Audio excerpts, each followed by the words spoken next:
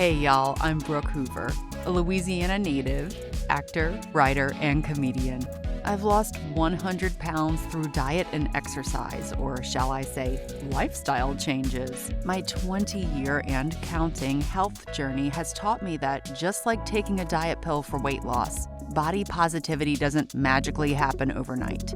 I'm working on regaining my self-esteem and rekindling my love affair with Cajun and Southern comfort food in a healthier way, all the while juggling eating as clean as I can, reestablishing myself in the entertainment industry, which, as we know, is historically fat-phobic, all the while showing my inner fat girl some love. That's fat with a PH.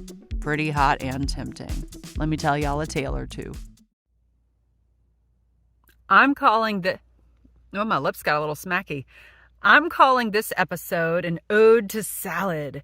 And y'all, one of my first episodes, some of you may have listened to it, is called Ode to King Cake. Both types of food deserve odes, in my humble opinion. I'm going to start this podcast episode with a little story about salad. While I spent my younger years in Louisiana, at least during the school year, every summer we went to the mountains of North Carolina, about an hour west of the Asheville area. If you're a hippie or a wannabe hippie like me, you've most likely heard of it or been to it. It's kind of near the area where Dirty Dancing was actually filmed, and it's where I made my friends and family recreate scenes from Dirty Dancing. It's a beautiful area of the country, but it's also out in the middle of nowhere. So my mom, my dad, and some family friends, they were in town. We all went to brunch before my dad had a flight to a Shriner convention in Toronto at a little brunchy spot. And brunch wasn't like really a thing like it is now in the 90s. Like, was brunch really like a thing like it is now in the 90s? I don't think so. But this place in Cashiers, North Carolina, called the White Goose. It was like, I guess, the OG of brunch. It was kind of ahead of its time for being in this small little mountain town. And if you're curious, yes, it was called the White Goose Restaurant because they actually had a white goose walking around in the pond with a fountain. And he would run around and bite people if they got too close to him. And the other geese were like Canada geese. They were nice because they were Canadian. All my geese connoisseurs understand I'm being a little facetious here, like a little jokester, because people always call the gray geese, like the kind of calmer ones, they're always calmer than those white geese with the orange beaks. They call them Canadian geese. They're not Canadian geese. They're just simply called Canada geese. I really have digressed because this tale is not about geese, but it's about salad. So my dad says to the server, "I just want to order something a little light before my plane ride. I'll have a salad." And the salad arrives, and my dad starts eating the salad, and all of a sudden he goes, "Damn it!" And he winces in pain. And I don't ever remember seeing my dad in that much pain, except whenever he herniated his disc jumping on the trampoline with us about a year earlier. And my dad brings the napkin from the White Goose, the white linen napkin, to his mouth, and the White Goose napkin turns blood red. His tongue is bleeding like a beast. And it turns out my dad bit into a seed. His salad had grapes in it, and one of those grapes had a large seed, and his mouth kind of he chomped and he slipped it. And my mama always says, "That's because you chomp too much, Bob. You always chomped your ice cream. You chomp improperly." But my question really is, who puts grapes in a salad? I mean, I know a lot of people do, but I don't like fruit in my salad. We'll talk more about that later. But the White Goose, they put grapes in their salad. That's who. So y'all, since it's the 90s and we're out in the middle of nowhere in the mountains, we're literally in a mountain. There's no hospital. And of course, there's no urgent care. Doctors aren't open. It's a Sunday at brunch time, for God's sakes. And also my dad has to catch a flight out of the Asheville airport. So the server is friendly enough to go get us a huge industrial pack size of napkins, and they comp our meal, and we head out to the car, and we're trying to avoid the White Goose himself for biting us on the butts on our way out, because the commotion of my dad biting his tongue has really stirred up the White Goose something fierce. He's honking and flapping. My dad really, he could have used stitches, y'all. Like, he could have used ambulatory care. But surprisingly, unlike most traumatic events of my life, this salad fiasco has not turned me against salads. Not at all. I love salad, even though many peeps still view salad as like dietary punishment. Like, oh, you're on a diet? Eat a salad. Cutting calories? Eat a salad. You're a Karen and a hateful person all at once? Have fun eating your salad, Karen. But y'all, I think salads are wonderful. I think they're glorious. I think they're like tasting the rainbow. Take that, Skittles. At first, I forgot who had that slogan. I'd like to think it's all the wonderful delis in New York that have these plethora of salad bars and toppings to choose from to build your own salad. But my very first memory of salad, positive memory of salad, was actually in the early 1980s. My mama, and almost every mama back in the day, had kind of like one of those kits to make your own Italian dressing with a seasoning packet from Wishbone, remember Wishbone Company, and you add your own oil and vinegar. I mean, that sounded gross. You don't add your own oil. You add oil and vinegar. Do not add your body oils to salad unless you're crazy or perhaps a cannibal. Anyways, so mama would mix this concoction from the Wishbone packet and the oil and vinegar, and then she'd hand it to me. I was half naked. I was 3. That's just how I rolled back then around the house or anywhere else. And I would just shake it. And I don't mean my non-existent boobs. I would mean the salad dressing, and I would shake it all over. And I loved it. I probably loved salad back then because I loved shaking it, but also because mama would throw in some cheddar cheese cubes up in there. But I had such fond memories of like that Wishbone thing that you blend it all up in when they have the level for the oil, the level for the vinegar, that I actually bought one at a garage sale in South Jersey a few years ago. I went on eBay to see if it was worth anything. It wasn't worth shit, but it was worth the memories. Anyways, mama would also bring me to this place called Ryan's. Has anybody ever been to Ryan's? I wonder if it was more of like a Southern thing. It was a huge buffet, like hot food, but they had a huge salad bar. And it was the first time I ever saw chickpeas in the flesh. Chickpeas in the hole, in the flesh. And I pointed to them, like always kind of disgusted as mama loaded them on top of her lettuce. And I'd be like, gross, what's that? And mama would be like, garbanzo beans, baby, they're good, get some. And I was grossed out by them, but who knew years later they'd be one of my favorite salad ingredients, whole or mushed up as hummus. Actually, I prefer it mushed up as hummus. We'll talk more about that in a little while. What I really had my eye on, though, at the salad bar at Ryan's was kale. But it wasn't for the taking, y'all. It was like the ornamental kale. And I would say to mama, I just want to eat that. That's like a hearty green. Although I probably didn't know the word hearty green back then. So I probably said, that's a nice fluffy green. Because kale's fluffy and beautiful. And mama would say, I know, baby, but that's just for show. That's just for show. Did anybody's mom, grandma, dad, aunt ever say that to them? That's just for show. That's just for show. God, if I haven't had a nickel for all the stuff in my childhood that was just for show, I'd have enough nickels to do a show. What? Where'd that come from? I would sneak pieces of this kale occasionally when mama wasn't looking from the salad bar. So I guess you could say maybe I, Brooke Hoover, this here fat girl, started kale like as the trend when I was 8, back in the 80s. But despite my fond memories of salad when I was younger, when I officially dove into the South Beach lifestyle change, when we found out I had PCOS, when I was in my early 20s, right after college graduation, if we'd be out and need to get some food quick, again, y'all, this is before gas stations. Like gas stations of all places, they carried those like pyramid sandwich boxes. That's all they carried. They didn't carry, nowadays they carry like these glorified like charcuterie and crudité boards and healthier options at gas stations. It's so awesome. But the only option at a fast food restaurant was like a sad salad. And at the time, we were in the mountains of North Carolina. We didn't have a Wendy's nearby, which was probably the fast food place that had a somewhat interesting salad selection back in the 90s. Remember how like they would serve you chili with one of their salads and you were supposed to put the chili on top of the salad and call it a taco salad? Boom.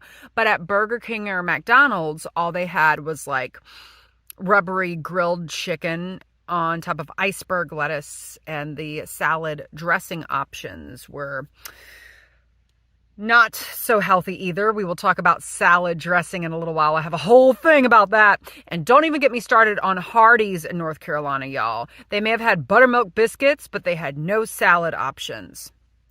When I was first beginning my healthier eating journey and struggling to find something that was even quasi-healthy, not to mention healthy, like legit healthy and tasty, I kept telling Mama they needed to invent a fast food place, like a fast service type of place. Snap, snap, snap. That sound you hear is my fingers snapping, not some other things flapping. Anyways, I would say, Mom, they need to be like a fast food type of place. But that is like salad and green based. And I like to kind of like put it out there that I think I actually put it out there for the universe to bring us places like Kava and Sweet Green. But I understand in the New York City tri-state area, here we are lucky to have plenty of those to choose from. Like we have like 8 of those within like a 4-block radius. But it's not quite as easy when I go back home, either to North Carolina or to Louisiana. And Louisiana, Baton Rouge, it depends where you go. It's still difficult, y'all. It's still difficult. But it's definitely easier than it was 2 decades ago when I first began my health journey. But still, not super easy. Nor is it super affordable. Again, we'll talk a little bit more about some hacks for that in a little while. But I think the reason why places like Kava and Sweet Green and all the salad bars, even if you have to avoid thinking about the fact that those things above the salad bars are called sneeze bars for a reason, looking at you, Ruby Tuesdays, all of the things they have in common is they make salad delicious. They make salad satisfying enough to be the full meal, to be the pièce de résistance. They make salad fun. And that's the point of this episode, to talk about how we can change a mindset of food that for so long was like punishment food into a party food. A few years ago, y'all, when I went down to Louisiana, my aunt and I went out to eat a couple times. And every time we went out, I would order a salad. And my aunt would always be like, Brooke, all you eat is salads. Her voice sounds kind of like Mama's, right? Well, they look alike too. And I would say, but Nanny, I like them. And I knew eating too much white rice or po' boy bread, those are both Louisiana restaurant staples, that would lead me to inflammation, and that makes, in turn, all my polycystic ovarian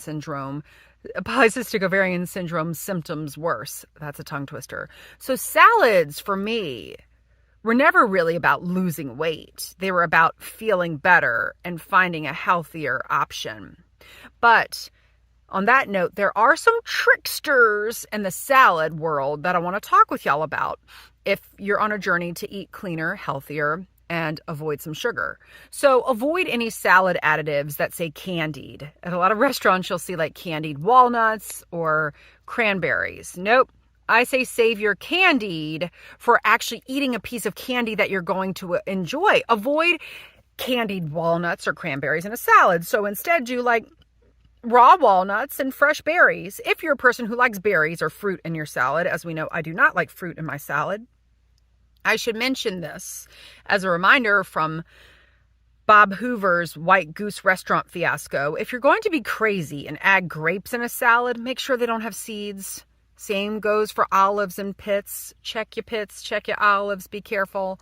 I personally think what makes a great salad is obviously a bed of greens. I prefer something heartier, such as romaine, butter lettuce, kale, or actually my boyfriend and his brother Satinder suggest cabbage. Cabbage, it has a lot of nutrients. You know, it's the base of coleslaw, but you could use it for salad. It's much more expensive.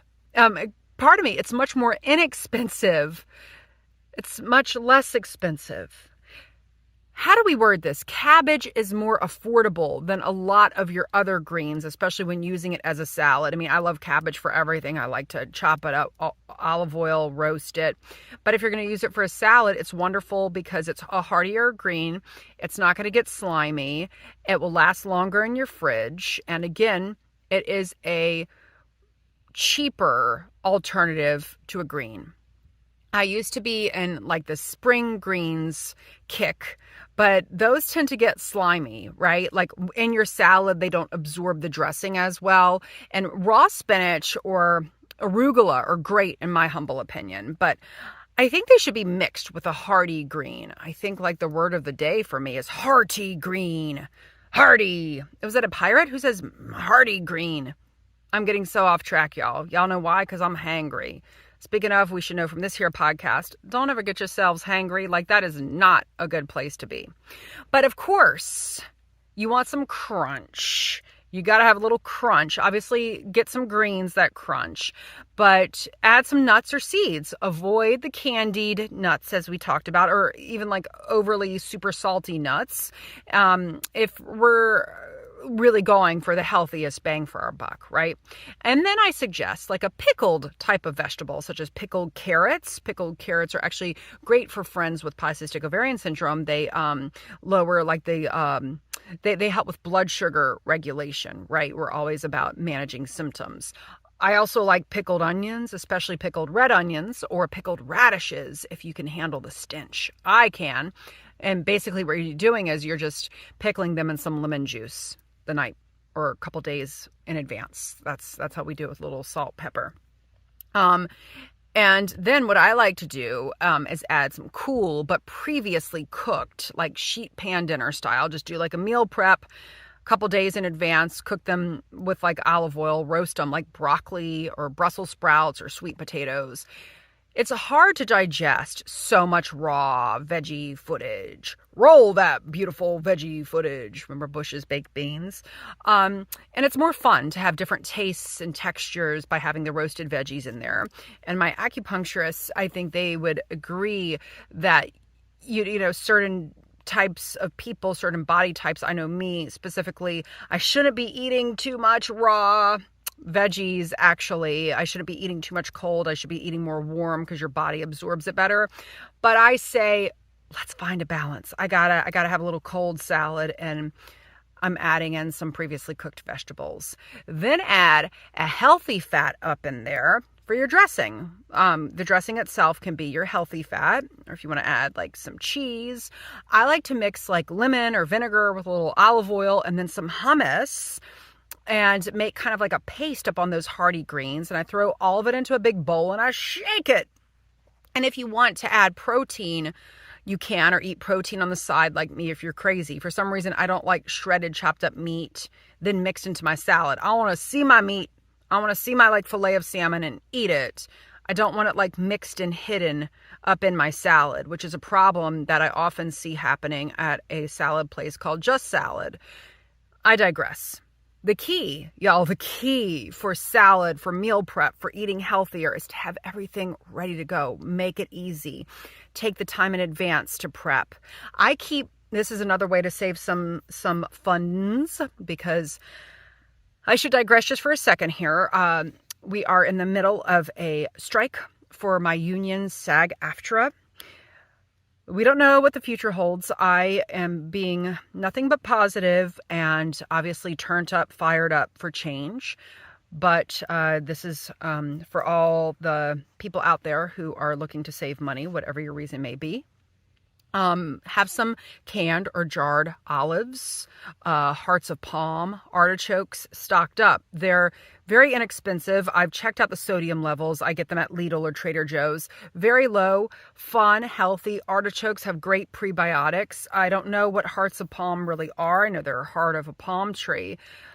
I actually had some wonderful ones once in Dominican Republic, but hearts of palm, like chickpeas or something else that I used to hate. I was like, hearts of palm, what are those? They look like sex toys. I didn't know what a sex toy was when I was a child, but I knew that hearts of palm looked dirty, like down and dirty. but they're actually wonderful, y'all. These are great, inexpensive salad additions that you can always have in stock in your house, in your pantry, or little area where you keep canned items. I know a lot of my New York, New Jersey friends don't necessarily have pantries, right? And as for salad dressings, y'all, watch your sugars, because some of those bad boys can have over 8 grams of added sugar for a serving, which to me, like for a salad, especially for my polycystic ovarian friends, we all need to be mindful of sugar and spikes. And also for any of us, the more sugar you eat, the more sugar you're going to want to eat, the more sugar you're going to crave. Sugar makes this girl, at least, a little nuts. And if you're eating healthy, why screw yourself over? I'd rather have an awesome salad with no added sugar and a little piece of cake instead of say, oh, I ate healthy. I had 3 salads today, but each salad had 2 tablespoons of dressing that has 8 grams of added sugar per serving. Do y'all feel me on this? I just love salad, y'all. I noticed that Jennifer Garner made a little video a few weeks ago where she showed everyone how she makes what she calls a big ass salad. I'm like, oh, Jennifer Garner, I didn't know you liked to cuss. Oh, you bad girl saying ass. And she's like, nah, it's also the word for a donkey. And I'm like, look at you. It doesn't take a rocket scientist to know how to make a salad, Jennifer Garner. That was my first thought. But then I realized, wait, maybe she is just as passionate about salad as I am. And have y'all ever watched an episode of the Kardashians and watched them inhale their salads? They eat their salads like they're not going to have another meal ever again. I mean, if you haven't seen an episode of Keeping Up with the Kardashians, then honestly, you've spent your time wisely. My friends, have not spent my time wisely, clearly. But when I'm around my family, I always like to kind of joke and be like, I inhaled that salad like a Kardashian, because it always makes my uncle laugh, which then makes me laugh internally because I know my uncle is secretly watching Keeping Up with the Kardashians. Salads aren't about punishment, y'all. In fact, let us all do our best work on this, the best we can on having a conversation with ourselves about our food. Instead of labeling a food like, oh my gosh, I'm on a diet. I have to eat this. I can't eat this. I have to eat this. Instead, let's say this salad or this type of healthier food has a shit ton of nutrients and it gives me sustained energy and I feel great. Yeehaw! And on that same note, whilst, what is it? I wrote whilst. I was being Shakespearean. I just say screw it. While eating a piece of cake, and I keep talking about cake because my birthday's coming up, y'all, and all I want for my birthday is a vanilla Costco cake, down and dirty. Let's not say to ourselves while we're eating said piece of Costco cake, this is so bad for me. I'm going to need to put in extra time at the gym. Don't double punish yourselves. Come on. And I'm saying yourselves and I'm meaning ourselves because I mean myself too. Mindfulness around everything we eat is key in a sense, but more so than mindfulness, because the root of mindfulness sometimes has led me down to judging myself, at times judging my food. Let's focus on kindfulness. Let's just be kind to ourselves when we eat. What we eat, whatever we eat. I mean, come on. It's hard enough to avoid splitting your tongue open on a grape seed in a salad or being bitten by a white goose while you're brunching eating a salad. So let's not make it any more difficult on our pretty hot and tempting selves. Thanks so much for listening, y'all. It is my hope to inspire, uplift, and entertain you with this Who's Dat Fat Girl podcast. So, if you're hungry for more, you can book me to speak or perform my solo show that inspired this podcast, Fat Girl Costumes, written by yours truly and directed by Brian Lady at your virtual or in-person event. Please visit brookehoover.com/fluffybuttproductions or email me at contactbrookhoover@gmail.com for more info. And let's follow each other on Instagram. I'm at Brooke Hoover, and the O's in my name are not the letter O, they're zeros. Not because I want to be a size 0, but because I guess I'm just so clever with my late 90s Yahoo self. And if you like this podcast, which I really hope you do, please give me a 5-star rating and write a review on Apple Podcasts. And most importantly, Share this with your friends, family, and other people you may know who are as fat as we are. That's fat with a PH.